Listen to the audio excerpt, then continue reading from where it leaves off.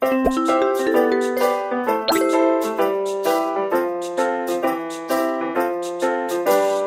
when we think about a push, what we're talking about is the concept of literally jumping into space, covering space towards the basket or at a defender.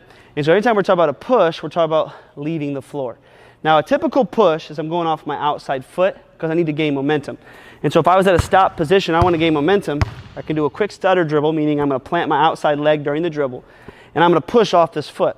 The reason why I want to go off this foot, if possible, is because it allows me to keep my back foot behind. I don't have to re-change my stance. And so if I wanted to land in my drop position, I could push and land right where I'd want to land without having to really switch my feet out. And so right now, the push always acts as a drop unless I specified something different.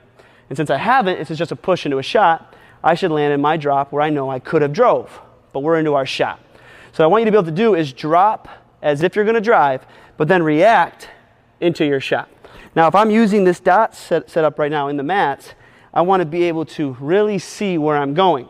I don't want to necessarily step wide into the shot, even though that's not necessarily bad. You don't have to feel like you need to do that, because if I was to shoot, you typically come a little bit more underneath your hips. So if I was utilizing this, I would want to step in around the edge of the square to get myself underneath my hips into the shot. I don't have to feel like I'm on the dot. And so right now, we're going to push into our drop, feel like we could drive, and then access the shot. Now, from a timing standpoint, I want to be able to land in my drop and then finally pick up the ball as I'm stepping in, and then I can flow into the shot all in one motion. What I don't want to see you do is pick it up and then step, because a lot of times your timing will be thrown off, and from a game standpoint, the defender is already coming to you. And so the longer I can maintain my options to drive, cross, and pass, the better it will be to even get the shot off with great timing. Now, if I was going left, I'd obviously start at the same level of the cone. My left foot would be my outside foot, which is my push.